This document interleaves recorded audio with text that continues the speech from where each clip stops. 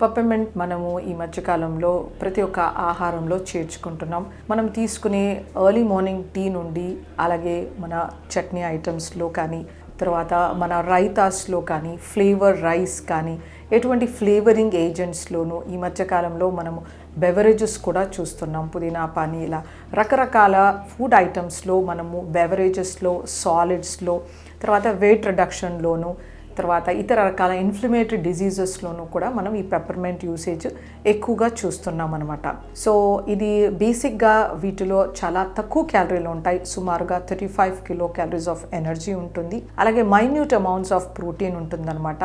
వీటిలో ఫోకస్ చేయాల్సిన nutrients folate, వీటిలో ట్రేస్ ఎలిమెంట్స్ జింక్, సెలీనియం అంటే 10 మిలీగ్రామ్స్ ఆఫ్ సెలీనియం ఉంటుంది. అంటే మనం తీసుకునే ఆహారంలో 0.5 గ్రామ్ ఉంటుందన్నమాట.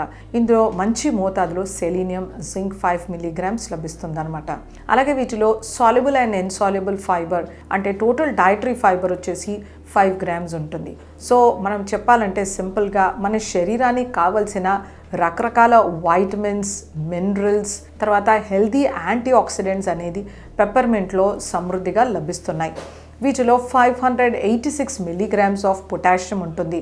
అంటే మన కార్డియోవాస్కులర్ హెల్త్, మన బ్లడ్ ప్రెషర్స్ని కంట్రోల్ చేయడానికి ఇది ఒక ఎక్సలెంట్ మెడిసిన్ అని చెప్పొచ్చు. అలాగే వీటిలో 56 మిలీగ్రామ్స్ ఆఫ్ సోడియం ఉంటుంది. ఇది కూడా చాలా తక్కువ సోడియం కాబట్టి వాపుల్ని తగ్గించే కెపాసిటీ ఉంటుందన్నమాట. సహజంగా వీటిలో మనకి రకరకాల వాటర్ సాల్యుబుల్ వైటమిన్స్ అంటే almost all B complex vitamins, vitamin C అనేది సమృద్ధిగా లభిస్తాయి అన్నమాట.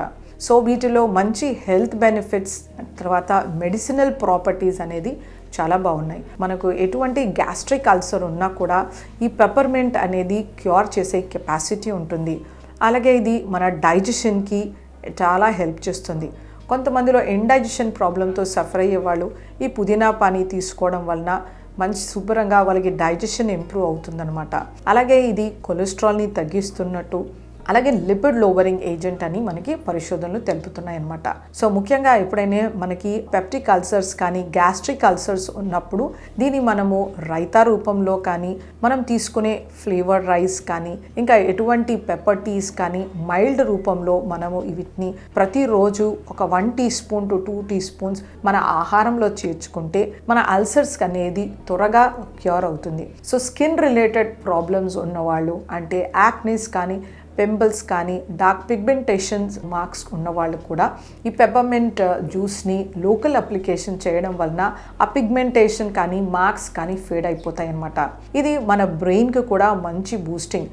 ఎందుకంటే మనకి బ్రెయిన్కి కావాల్సిన హెల్దీ న్యూట్రియంట్స్ అనేవి B6 వైటమిన్, మనకి పిరిడాక్సిన్ ఇందులో లభిస్తుంది.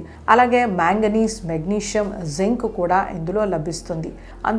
ఇందులో 8 మిలీగ్రామ్స్ ఆఫ్ ఐరన్ అనేది లభిస్తుంది. ఇలాంటి బ్రెయిన్ ఎన్రిచ్డ్ న్యూట్రియంట్స్ అనేవి పెప్పర్మెంట్లో ఉంటాయి. సో అందుకే ఎప్పుడైనా CNS రిలేటెడ్ ఇష్యూస్ ఉండడం అంటే డెమెన్షియా కానీ పార్కిన్సన్స్ డిజీజ్ కానీ ఆల్జైమర్స్ ఉన్నవాళ్ళు ప్రతిరోజు వీటిని ఆహారంలో చేర్చుకుంటే మంచి రిజల్ట్స్ కనబడుతున్నట్టు మనకి పరిశోధనలు తెలుపుతున్నాయి అన్నమాట. సో ఓవరాల్గా చెప్పాలంటే పెప్పర్మెంట్తో మనకు ఎంతో హెల్త్ బెనిఫిట్స్ ఉన్నాయి.